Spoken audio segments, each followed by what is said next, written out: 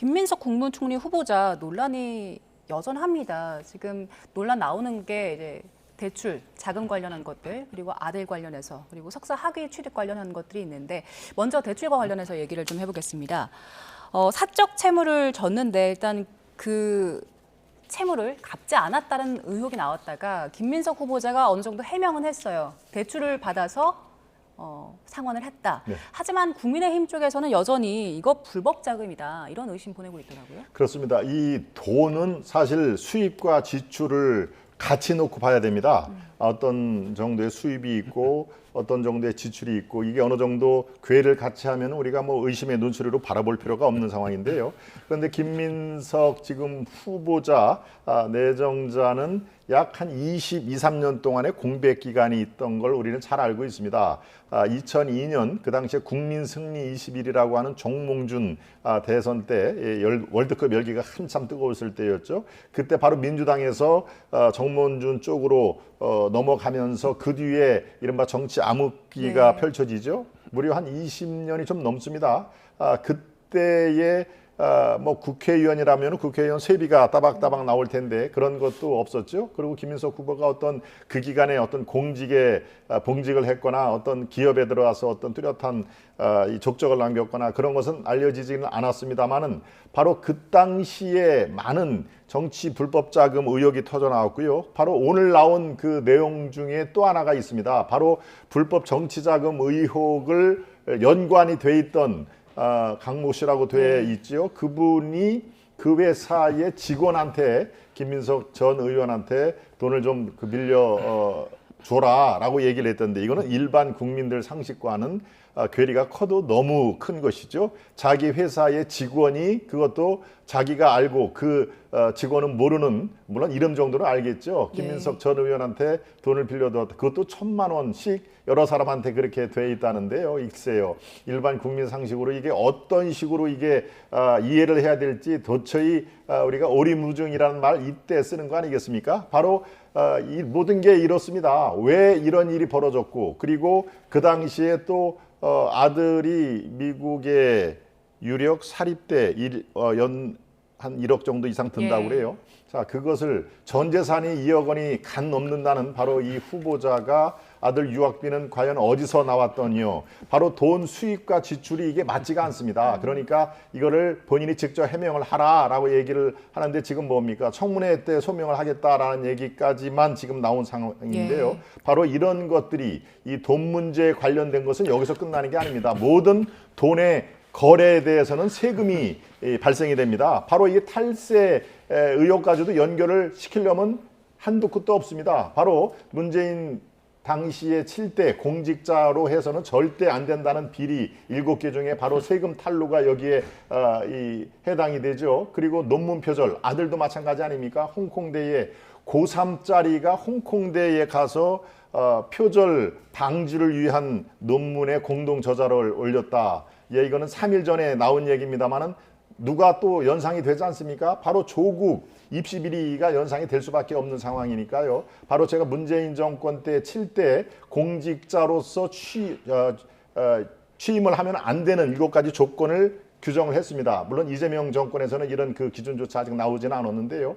여기에 벌써 2개, 3개가 거론이 되는 이 마당에 바로 이 국민의힘에서 적격자가 아니다라고 주장하는 데는 바로 이런 이유가 있는 것입니다. 국민의 상식과 바로 김민석 후보의 상식의 괴리가 저렇게 클 때는 이것은 비극의 씨앗이 될 수밖에 없는 것이죠. 바로 민주당에서 윤석열 정부가 실패했던 원인조차 바로 그거 아닙니까? 국민의 상식과 윤 정부의 이 상식이 너무나 컸다라는 게 바로 반면교사를 삼아야 될 시점이다. 저는 그렇게 보고 있습니다. 예, 지금 뭐 대출 의혹부터 아들 관련 의혹까지 쭉 말씀을 주셨는데 대출과 관련해서 김민석 후보자는 SNS에 일단 대출 받아서 다 상환을 했다고 했는데 그 1,000만 원씩 9명에게 빌린 그 부분에 대해서는 또 구체적인 해명은 없었더라고요. 국민의힘 쪽에서는 연일 관련한 의혹들을 계속 제기하고 있거든요. 뭐 주진우 의원 같은 경우에는 허위 채용증 의혹까지 제기를 한 상황인데 청문회 때 이런 모든 의혹들이 국민 눈높이에 맞게 좀 해명될 수 있을까요? 그렇죠. 그건 모두 김민석 후보자의 몫이긴 합니다. 아직 청문회가 취직하기도 전이죠. 각종 의혹이 불거지고 있긴 하지만 일단 SNS를 통해서 일부에 대해서는 해명을 한 바가 있고요.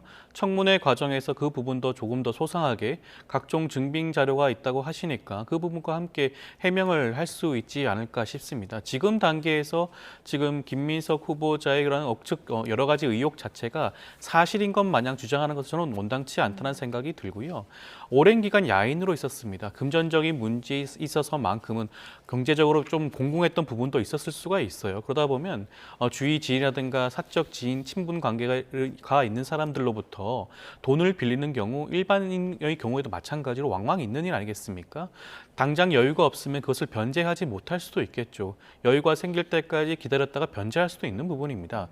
이런 차용금에 대한 문제에 있어서만큼 이것이 무슨 불법 정치 자금 같은 문제가 되려고 한다면 이렇게 돈을 빌려주고 빌려받은 다음에 그들에게 어떠한 특혜를 제공을 했다라든가 어떠한 자리를 제공했다라든가 그들이 원하는 바를 들어줬다라든가 여러 가지 그런 이해 목적 같은 것들이 있어야 할 것인데 그런 것들은 지금까지 나와 있는 여러 가지 의혹만 봤을 때는 나와 있는 부분이 없지 않겠습니까? 거기에 대해서 조금 더 따져봐야 될 문제라는 생각이 들고요. 예. 그리고 자녀의 문제도 마찬가지입니다. 물론 자녀가 지금 미국에 있는 유명 사립대에 진학을 했고 거기에 관련된 여러 가지 뭐 학비라든가 각종 경비가 많이 드는 것은 현실적인 문제는 있겠죠. 그렇지만 이 부분은 김민석 후보자의 어떻게 보면 사적인 이유도 있지 않겠습니까? 그 자녀의 경우에는 이미 혼인 관계가 끝난 그런 전 배우자가 양육하고 있는 네. 자녀입니다.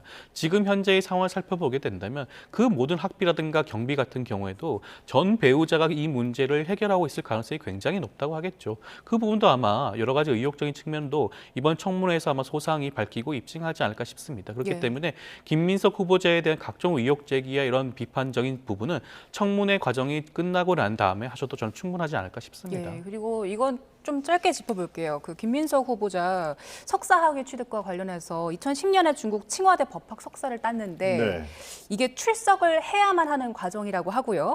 같은 시기에 민주당 최고위원 지내면서 부산시장까지 출마를 그렇습니다. 했다는 공세를 지금 국민의힘 쪽에서 하고 있거든요. 그래서 이거 가짜 학위 취득한 게 아니냐 이런 의심의 논조를 보내고 있는데 어떻게 된 겁니까? 저도 중국 베이징에 연수를 다녀왔습니다마는 이 중국의 칭화대 또 북경대 양대 대학입니다. 거기에 이른바 출결 그리고 석사학위, 박사학위가 굉장히 까다롭다 하는 것은 그냥 그쪽에서 약간의 뭐 단기 연수라도 한 분들이 저를 포함해서 대부분 다 아는 거거든요. 그런데 지금 여기에 1년 동안에 이 칭화대에 적을 두면서 석사학위를 땄다라고 합니다. 석사학위를 따는 거에 대해서 제가 뭐 비판할 생각은 추호도 없습니다. 뭐 석사, 박사 다 좋습니다만은 그렇다면은 뭐가 좀 이상하다라는 게 바로 그렇습니다. 제가 예. 중국의 배경 설명을 간단하게 했습니다만 이게 출석을 안 하고 그냥 온라인으로 석사를 주고받는 데는 아니거든요. 그런데 바로 그 당시에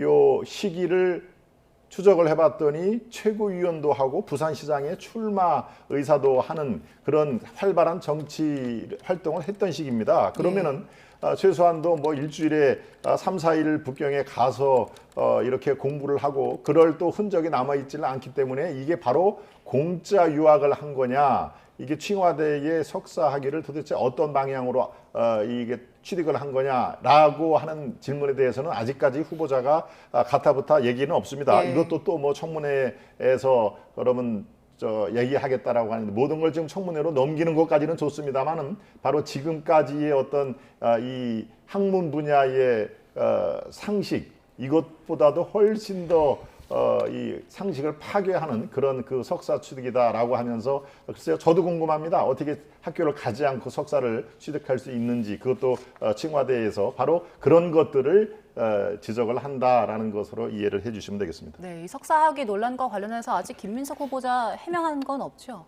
그렇죠. 근데 김민석 후보자의 그 칭화대 석사학위와 관련해서는 그 석사학위 취득 자체가 허위라든가 아니면 뭐 석사학위 논문이 표절이라든가 그러한 지적점에 대해서라고 한다면 문제가 될 수가 있겠지만 정상적으로 취득한 법학 석사 학위에 대해서 뭐 출결이 제대로 되었는지 그런 부분들을 지적하는 건 저는 좀 납득이 되지 않는 부분이 그것은 칭화대가 판단을 하는 겁니다. 칭화대가 김민석 후보자에 대해서 뭐 출결에 대해서 어떤 배려를 했는지 그 부분을 알 수는 필요는 없죠. 그렇지만 뭐 출결을 하지 않더라도 뭐 온라인 수업이라든가 여러 가지 다른 방식으로 리포트 제출이라든가 여러 가지 다른 방식으로 허용했을 여지도 있는 것이고요. 예. 그렇다고 한다면 그 과정에서만큼 전혀 큰 문제가 없고 석사학위 자체가 그런 허위가 아니고 진실이고 표절 논란이 없다고 한다면 석사학위 취득 자체는 저는 크게 이번 청문회에서 주된 이슈로 삼을 건 아니지 않나 생각이 듭니다. 예, 아직 명확한 해명이 나오지 않은 상황이기 때문에 어떤 해명을 내놓을지도 지켜봐야 될 것 같고요.